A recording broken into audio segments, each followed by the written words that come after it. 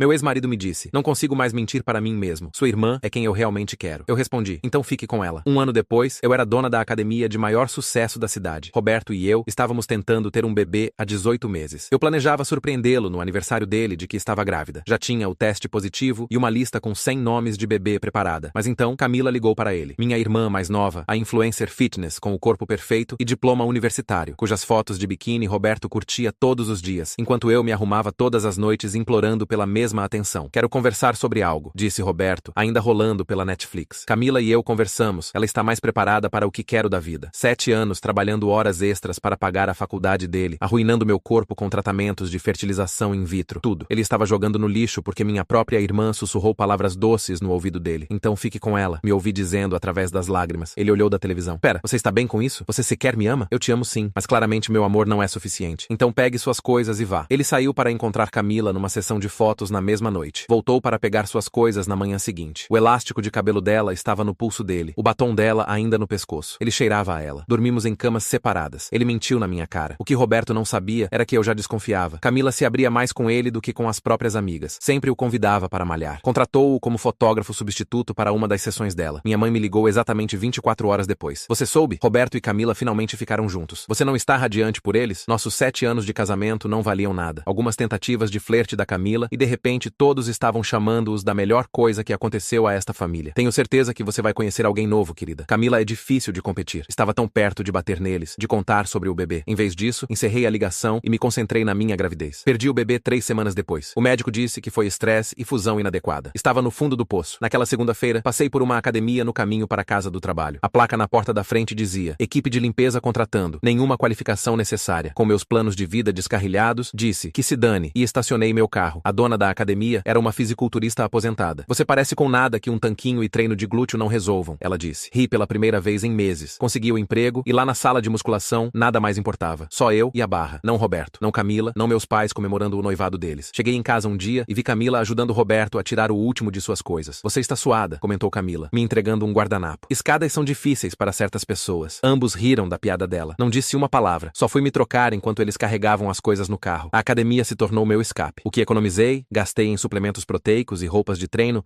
que me faziam sentir incrível. A dona da academia notou que atingi meu peso ideal e decidiu pagar minha qualificação. Em 8 meses, tinha minha licença de personal trainer. Comecei a treinar mulheres que me pagavam R$60 por hora. Uma mulher, Maria Ana, esposa de um corretor de imóveis, gostava especialmente de mim. Você é uma inspiração. Precisamos de mais pessoas como você. Ela me contou sobre um prédio antigo de depósito no lado da cidade sem academia. Conseguiu que o marido me fizesse um acordo. Coloquei minhas economias de vida toda nisso e dormi no chão sem aquecimento comendo comida enlatada. Mas pessoas do círculo da Maria Ana já estavam oferecendo milhares por participação na minha futura academia. Roberto realmente me contatou 2 meses depois disso. Vi no seu Instagram que você é personal agora. Ser como a Camila não vai me reconquistar, sabe? Ignorei ele. Estava ocupada dirigindo com Maria Ana para uma reunião de investidores onde o equipamento da minha academia seria financiado. R$150 mil para as melhores máquinas disponíveis. Quando minha academia finalmente abriu, tinha 750 membros em 8 semanas, faturando R$50 mil de lucro só nos primeiros 3 meses. Maria Ana estava incrédula quando contei. Você conquistou mais do que qualquer influencer vagabunda jamais conseguirá. Sua irmã ainda fica seminua por dinheiro. Finalmente chegaram os convites para o primeiro aniversário de casamento de Camila e Roberto. Meus pais imploraram para eu ir. Roberto tinha algo a dizer. Fui com Diego, sobrinho da Maria Ana, alto, educado, levantador de peso olímpico, genuinamente inspirado pela história da minha academia. Estávamos noivos há 2 meses. A reação do Roberto quando nos viu foi de morrer de rir. Os ombros largos do Diego, minha barriga de grávida, a assertividade silenciosa do Diego que gritava competência. Tudo que Roberto sonhava. Camila também estava grávida, mas parecia derrotada. Ela me puxou de lado. Por favor, me ajuda. Roberto sabe. Quando ela começou a explicar, Roberto se levantou e bateu no copo. Atenção pessoal. O rosto da Camila ficou branco. A barriga que vocês veem na Camila, continuou Roberto, não é por minha causa. Todo mundo ficou branco. Sou infértil, o que significa que Camila está grávida de outra pessoa. Então, ele se virou para mim. Eu te amo e ir embora foi meu maior erro. Nunca mais vou te deixar. Ele começou a caminhar em minha direção. Dei 3 passos para trás e minha mão foi direto para minha barriga. Aquele instinto protetor que mulheres grávidas fazem sem pensar. Diego se moveu um pouco para frente. Não agressivo, mas definitivamente presente. E Roberto parou completamente quando viu minha barriga direito pela primeira vez. Todo o rosto dele mudou. Foi de desesperado para confuso para algo mais que eu não conseguia interpretar. A mão do Diego encontrou a minha e deu aquele pequeno aperto, me lembrando da nossa conversa no carro, como não deixaríamos minha frequência cardíaca subir, não importa o que acontecesse esta noite. Comecei a fazer aqueles exercícios de respiração da aula de yoga pré-natal, contando 4, inspirando e 6 expirando. E bem então, senti o bebê se mover, aquele pequeno tremular que me ajudou a ficar ficar calma. Roberto estendeu a mão em minha direção como se quisesse tocar minha barriga, ou talvez só me tocar, e começou a dizer algo sobre precisar conversar sozinhos, sobre nós, sobre nosso futuro. A sala inteira estava assistindo este desastre acontecer, e eu podia ver pelo menos 3 pessoas segurando seus celulares, gravando tudo. Mantive minha voz firme e disse a ele que qualquer comunicação precisaria ser por mensagem ou e-mail, apenas em espaços públicos com outras pessoas por perto. O rosto dele desmoronou como se eu tivesse dado um tapa nele, mas eu não estava disposta a arriscar a saúde do meu bebê pelo colapso dele. Diego e eu nos viramos para a saída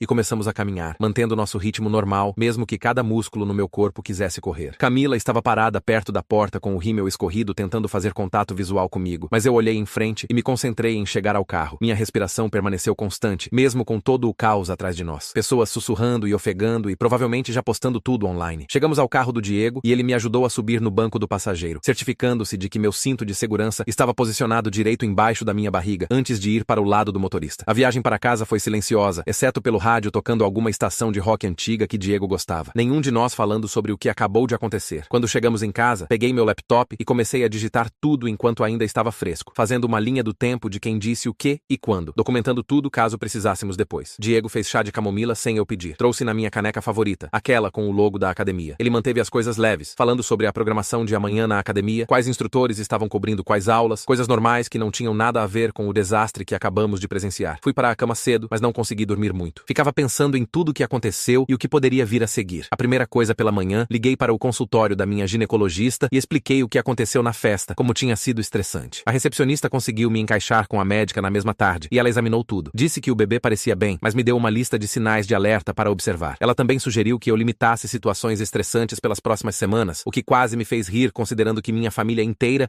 era uma situação estressante. Dirigi para a academia depois da consulta e pude perceber imediatamente que todo mundo já sabia o que tinha acontecido. Os membros estavam agrupados em pequenos grupos perto do bebedouro, e a equipe da recepção me olhou com essas caras preocupadas. Convoquei uma reunião rápida na sala de descanso e disse a todos que precisávamos lidar com qualquer pergunta profissionalmente, que nossos membros vinham aqui para malhar, não para fofocar. Minha equipe concordou e pude ver que estavam do meu lado, o que me fez sentir melhor do que há dias. Estava revisando os números de membros no meu escritório quando meu celular tocou e o nome da mamãe apareceu na tela. Ela começou falando sobre como eu deveria ouvir o Roberto pelo bem da família, como isso tudo era um mal-entendido que poderia ser consertado se eu apenas tentasse. Disse a ela calmamente que precisava desligar e desliguei, não deixando sua chantagem emocional funcionar em mim mais. Naquela noite, depois que a academia fechou, sentei na minha mesa e digitei uma mensagem para Roberto, mantendo simples e clara. Disse a ele que só discutiria questões legais necessárias do nosso divórcio, nada pessoal, e que toda a comunicação precisava ser por escrito. Apertei enviar e imediatamente fui ao perfil dele para bloqueá-lo em todas as redes sociais. Meu celular vibrou com o que provavelmente era a resposta dele, mas não olhei. Só virei de cabeça para baixo e fui procurar Diego, que estava limpando a sala de musculação. Ele olhou para cima quando entrei e não disse nada. Apenas abriu o braço para que eu pudesse me apoiar nele por 1 minuto. Amanhã traria mais drama, mais ligações, mais pessoas tentando me convencer a fazer algo que eu não queria fazer. Mas esta noite eu tinha minha academia, meu negócio que construí do nada, e Diego, que entendia que às vezes o melhor apoio era apenas estar lá, sem tentar consertar tudo. Na manhã seguinte, Diego ligou para o amigo dele que trabalhava numa empresa de planejamento financeiro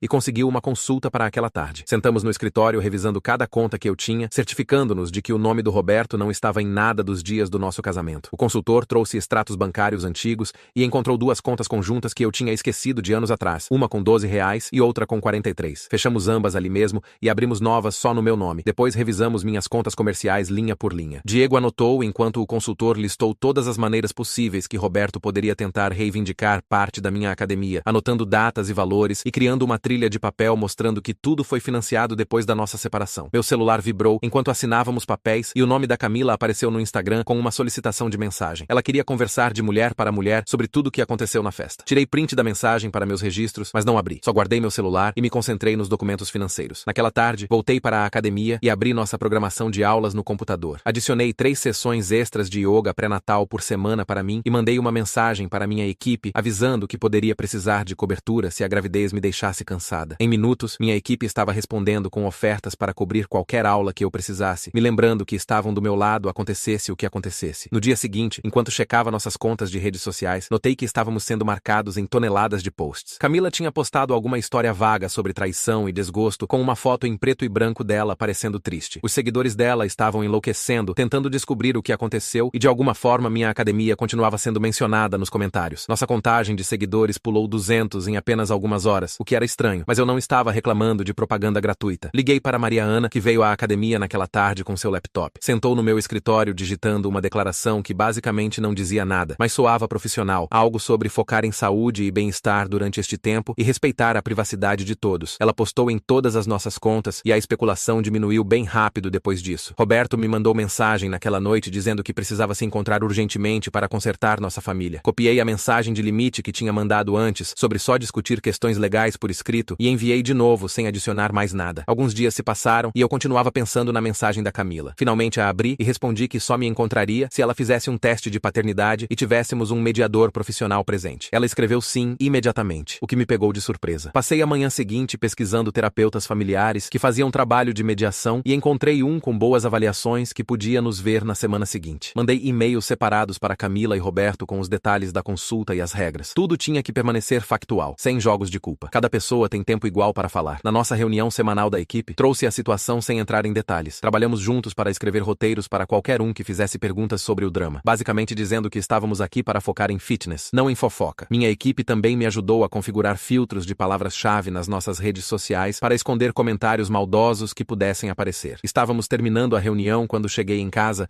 e encontrei um envelope grosso na minha caixa de correio. O endereço de retorno era de algum escritório de advocacia que eu nunca tinha ouvido falar. Minhas mãos tremeram um pouco quando abri e li através da linguagem jurídica. O advogado do Roberto estava sugerindo que ele poderia ter direito à minha academia como propriedade conjugal, já que ainda estávamos tecnicamente casados quando comecei a trabalhar na primeira academia. Meu estômago afundou, mas me forcei a respirar fundo e mudar para modo de resolução de problemas em vez de entrar em pânico. Peguei meu celular e comecei a pesquisar contadores forenses na área, rolando pelas avaliações até encontrar um com experiência em disputas de bens de divórcio. O escritório do cara era no centro, e quando liguei, a secretária disse que ele poderia me encaixar naquela tarde se eu trouxesse todos os meus registros comerciais. Passei as próximas 2 horas juntando extratos bancários, papéis de incorporação, o contrato de aluguel, tudo que mostrava quando comecei na academia e quando abri a minha própria. O nome do contador era Sr. Peterson, e ele parecia exatamente como você esperaria. Óculos e uma calculadora na mesa. Ele examinou cada documento, fazendo cópias e destacando datas, me fazendo perguntas sobre o dinheiro da herança da minha avó que usei para a entrada. Quando terminou, se recostou e me disse que a reivindicação do Roberto era basicamente lixo, já que tudo aconteceu depois que nos separamos. Mas ter a papelada organizada encerraria qualquer tentativa rapidamente. Naquela noite, Diego e eu estávamos fazendo jantar quando ele trouxe as sessões de mediação que provavelmente estavam chegando. Ele mexeu o macarrão enquanto me contava que tinha pensado sobre isso e não queria estar na reunião real, já que poderia deixar as coisas mais tensas com Roberto. Ele esperaria do lado de fora no saguão ou no carro, pronto se eu precisasse dele. Mas achava que manter alguma distância ajudaria a manter as coisas profissionais. Apreciei ele pensar nisso desse jeito, em vez de tentar bancar o namorado protetor. Estávamos limpando quando meu celular vibrou com uma mensagem da minha mãe. 5 palavras que viraram meu estômago. Não destrua nossa família. Olhei fixo por 1 minuto inteiro, sentindo aquela culpa antiga tentando se infiltrar, mas então simplesmente apaguei e bloqueei o número dela por enquanto. 2 dias depois, acordei e encontrei sangue na minha calcinha. Não muito, mas o suficiente para me mandar em modo pânico total. Diego me levou ao pronto-socorro enquanto eu tentava não perder completamente a cabeça, convencida de que algo estava errado com o bebê. A enfermeira da triagem me atendeu bem rápido quando expliquei que estava grávida e sangrando. Fizeram um ultrassom e o médico disse que tudo parecia bem, apenas um pouco de sangramento do estresse, totalmente normal, mas eu precisava descansar mais. Ela me prescreveu medicamentos para a ansiedade que eram seguros durante a gravidez e sugeriu que eu encontrasse um terapeuta especializado em estresse pré-natal. Na manhã seguinte, recebi um e-mail da mediadora que tinha contatado com horários disponíveis para nossa primeira sessão. Ela estabeleceu todas as regras básicas por escrito. Todo mundo fica com fatos, não sentimentos, sem gritos ou espirais de culpa. Cada pessoa tem tempo igual para falar sem interrupção. Apenas ter estrutura e regras fez meu peito se sentir menos apertado. Escolhi um horário para a semana seguinte e encaminhei para Camila e Roberto. Camila me mandou mensagem no Instagram mais tarde naquele dia, dizendo que já tinha concordado em fazer o teste de paternidade, mas queria saber se eu iria com ela à consulta para apoio. Respondi que a mediadora cuidaria de coordenar tudo isso e deveríamos manter distância até então. Ela mandou um emoji de polegar para cima e foi isso. A consulta de mediação chegou mais rápido do que esperava. Diego me levou, mas ficou no carro como tínhamos discutido. O escritório da mediadora era um desses espaços bege neutros projetados para não provocar ninguém. Roberto já estava lá quando entrei, usando terno como se fosse uma entrevista de emprego. Começou a falar no segundo que todos nos sentamos, lendo do telefone sobre como sentia muito por tudo, como estava em terapia trabalhando em si mesmo. Mas então, sem nem respirar, mudou para falar sobre dividir propriedade e bens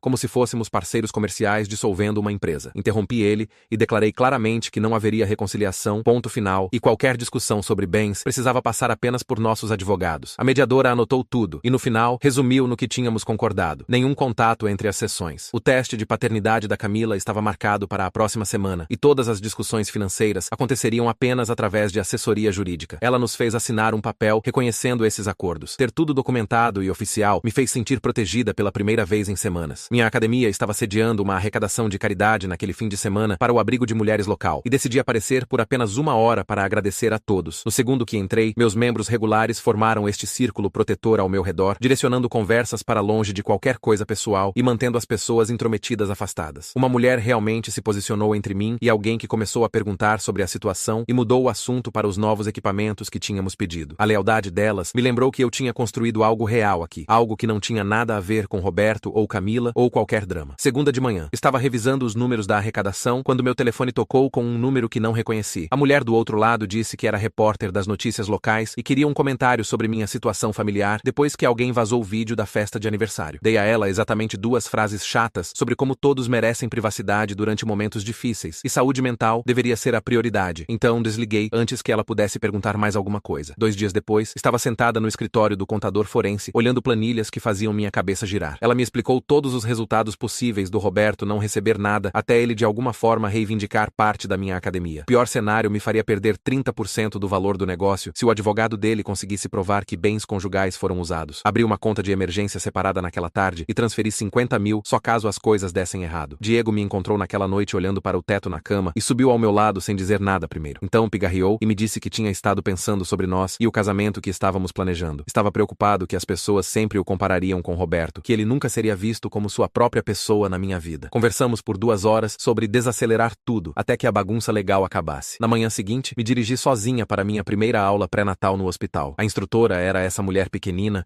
que teve 5 filhos ela mesma, e ela passou a hora inteira nos ensinando técnicas de respiração. Ficava dizendo que precisávamos defender a nós mesmas durante o parto e não apenas concordar com o que o médico sugerisse. Pratiquei os exercícios de respiração enquanto ela falava sobre planos de parto e opções de controle da dor. Toda mulher lá parecia tão nervosa quanto eu. Mas no final, estávamos todas respirando juntas como algum coro estranho. 3 dias se passaram até a próxima sessão de mediação, onde Camila finalmente desabou chorando. Admitiu através das lágrimas que o pai era Edwin Wyatt, esse fotógrafo com quem ela tinha trabalhado em múltiplas sessões durante o ano passado. A mediadora anotou o nome completo e informações de contato dele, enquanto Camila encarava as mãos parecendo completamente derrotada. Disse que Edwin sabia sobre o bebê, mas não tinha decidido o que queria fazer ainda. A mediadora prometeu entrar em contato com ele durante a semana para discutir teste de paternidade e possíveis arranjos de coparentalidade. Assisti Camila encolher na cadeira quando a realidade da situação dela a atingiu novamente. Mais tarde naquela semana, a mediadora ligou para me atualizar que Edwin tinha concordado em cooperar com tudo. Ele já tinha agendado seu teste de paternidade e estava disposto a discutir arranjos de custódia uma vez que os resultados voltassem. A mediadora disse que ele parecia aliviado por ter alguém neutro lidando com a situação em vez de lidar diretamente com Camila. Um envelope grosso chegou do terapeuta do Roberto através do escritório da mediadora na segunda seguinte. O resumo dentro explicava que Roberto estava trabalhando sua vergonha sobre ser infértil e sua necessidade de controlar situações quando se sentia inadequado. Ler sobre os problemas dele me fez sentir mal por ele por exatos 3 segundos antes de lembrar de tudo que ele me fez passar. Arquivei os papéis com toda a outra documentação e voltei a focar na minha academia. Naquela sexta, todos nos encontramos no escritório da mediadora para assinar um acordo de congelamento financeiro. O documento impedia qualquer um de mover bens ou tomar decisões financeiras importantes durante o período de avaliação. A mão do Roberto tremeu quando assinou o nome, e Camila nem olhou para ele através da mesa. Ter essa proteção legal por escrito significava que eu finalmente poderia dormir a noite toda sem me preocupar com Roberto, esvaziando contas ou escondendo dinheiro. Na semana seguinte, organizei um jantar de apreço da equipe neste lugar italiano perto da academia. Meus 12 funcionários apareceram prontos para comer seu peso em macarrão e passamos 3 horas falando sobre o negócio. Trouxe a ideia de limitar nossa membros em 1000 para manter qualidade, em vez de apenas crescer infinitamente. Cada pessoa concordou que manter as coisas gerenciáveis era melhor do que se tornar alguma academia em cadeia impessoal e enorme. Fizemos planos para melhorias de equipamento e novas aulas, mas tudo dentro do nosso espaço atual e limites de membros. Edwin se encontrou com a mediadora 2 dias depois do nosso jantar e soube através dos boatos. Ele tinha solicitado confidencialidade por causa de seus contratos de fotografia com grandes marcas que não queriam escândalo ligado às suas campanhas. Todos concordaram em manter as coisas quietas, e ele assinou papéis concordando com o teste de paternidade e discussões futuras sobre o bebê. A mediadora me disse que ele parecia um cara decente, que estava apenas envolvido numa situação bagunçada que não esperava. O advogado do Roberto mandou uma proposta de acordo na semana seguinte, sugerindo que eu pagasse 75 mil reais ao Roberto pelo seu investimento emocional no meu sucesso. Minha contadora riu alto quando leu e imediatamente redigiu uma resposta com documentação mostrando que cada centavo para a academia veio da minha herança herança e renda pós-separação. Anexou extratos bancários, declarações de imposto e registros de investimento que provavam que Roberto tinha zero direito a qualquer coisa. Os fatos estavam completamente do meu lado, e o advogado dele sabia disso, mas estava obviamente tentando mesmo assim. Meu celular vibrou com uma mensagem da Camila 2 dias depois, enquanto revisava contratos de membros na academia. Ela me agradeceu por insistir em mediação, em vez de deixar isso virar uma luta judicial pública que destruiria sua renda de influencer. Tirei print da mensagem e encaminhei para meu advogado sem responder. Naquela tarde, dirigi para minha consulta com a ginecologista, onde passamos por cada detalhe do meu plano de parto. A médica me explicou cada passo e certificou-se de que as informações de contato do Diego estavam no sistema como minha pessoa de apoio primária. Me deu uma pasta com cópias de tudo e disse para manter uma em casa e uma no carro só por precaução. Diego me encontrou depois da consulta e nos sentamos no carro dele revisando os papéis juntos. Ele programou a linha direta do hospital no telefone e fez anotações sobre qual entrada usar para trabalho de parto. 3 dias depois, todos aparecemos no laboratório para o teste de paternidade da Camila. Roberto foi primeiro, depois Camila, depois Edwin, que chegou num carro alugado, parecendo desconfortável, mas cooperativo. O técnico coletou amostras da bochecha de todos, e a mediadora registrou todos os números das amostras e nos disse que os resultados levariam 2 semanas. Notei que a fofoca online sobre o drama da nossa família tinha morrido, já que ninguém estava postando nada dramático mais. As redes sociais da minha academia voltaram ao engajamento normal, em vez de pessoas pescando detalhes de escândalo. A contadora forense me ligou naquela sexta com o relatório financeiro preliminar. Ela me explicou cada página mostrando como minha herança da minha avó financiou a entrada, e todos os custos de renovação vieram da minha renda pós-separação. O equipamento foi comprado com empréstimos comerciais para os quais me qualifiquei baseado na minha renda de personal trainer. O nome do Roberto não estava num documento sequer, e ela disse que o advogado dele seria estúpido para continuar insistindo depois de ver essa evidência. Próxima sessão de mediação estava marcada para segunda de manhã, e apareci com minha pilha de documentos financeiros. Roberto sentou na minha frente com uma declaração datilografada que seu terapeuta o ajudou a escrever. Leu devagar, assumindo responsabilidade pelas escolhas dele e a dor que causou sem pedir reconciliação ou perdão. Mantive meu rosto neutro e apenas concordei quando terminou de ler. A mediadora fez cópias para todos e passamos para o próximo item da agenda. Camila postou no Instagram dela naquela noite, anunciando uma pausa das redes sociais para focar em saúde e família. A sessão de comentários explodiu com especulação, mas ela não respondeu a nada disso. Senti o sentimento apertado no meu peito afrouxar pela primeira vez desde a festa de aniversário. Diego notou que eu estava dormindo melhor e mencionou enquanto fazíamos café da manhã juntos. Os resultados de paternidade voltaram exatamente 2 semanas depois do teste. A mediadora ligou para cada um de nós separadamente para compartilhar os resultados antes da nossa próxima reunião em grupo. Edwin foi confirmado como pai do bebê da Camila com 99,9% de certeza. Senti um alívio estranho sabendo que essa questão finalmente estava respondida, mesmo não me afetando diretamente. Camila e Edwin começaram a se encontrar com a mediadora separadamente para trabalhar num acordo de coparentalidade. Soube através da mediadora que estavam sendo surpreendentemente maduros sobre horários de custódia e apoio financeiro. Edwin tinha bom seguro através do trabalho de fotografia e ofereceu adicionar o bebê ao plano dele. Concordaram com custódia legal compartilhada com Camila, tendo custódia física primária, e Edwin tendo fins de semana uma vez que o bebê tivesse idade suficiente. A mediadora disse que estavam realmente se comunicando melhor que a maioria dos casais com quem trabalhava. O advogado do Roberto finalmente o convenceu a aceitar a realidade depois de ver toda a minha documentação financeira. Redigiram um acordo onde Roberto receberia R$ 5.000 como gesto de boa vontade e assinaria renunciando qualquer direito ao meu negócio ou outros bens. Concordei apenas para ter tudo terminado e legalmente protegido. Nos encontramos no escritório da mediadora numa quinta à tarde para assinar os papéis finais. A assinatura do Roberto estava trêmula, mas assinou cada página sem reclamar. A mediadora autenticou tudo e nos deu cópias certificadas para cada um. Aquele nó no meu peito que estava lá por meses finalmente desapareceu completamente. Voltei à minha rotina normal na academia e foquei em criar o bebê. Diego veio comigo a cada consulta e praticávamos exercícios de respiração juntos nas noites. Tudo se sentia calmo e controlado, até estar dando uma aula de spinning matinal 5 semanas antes da data prevista. A primeira contração atingiu forte o suficiente para que eu tivesse que agarrar o guidão para ficar de pé. Tentei continuar, mas a segunda veio apenas 3 minutos depois. Uma das minhas clientes regulares, que era enfermeira, pulou da bicicleta e me ajudou ao escritório. Diego atendeu o telefone na primeira chamada e disse que estava a caminho. Apareceu em 12 minutos e me ajudou ao carro dele enquanto permanecia completamente calmo. Pegou a bolsa do hospital que tínhamos preparado semanas antes e dirigiu firme mais rápido, enquanto eu respirava através de contrações que continuavam ficando mais fortes. O plano de parto que praticamos entrou em ação perfeitamente e as enfermeiras estavam prontas para nós quando chegamos na entrada de emergência. Me colocaram num quarto imediatamente e as contrações continuavam piorando a cada poucos minutos. A enfermeira me examinou e disse que eu já estava com 6 centímetros, o que explicava por que tudo doía tanto. Diego segurou minha mão e contou através de cada contração enquanto tentava lembrar de todos aqueles exercícios de respiração que praticamos. Horas passaram com máquinas apitando e enfermeiras entrando e saindo para checar os monitores. Por volta da hora 8, as coisas desaceleraram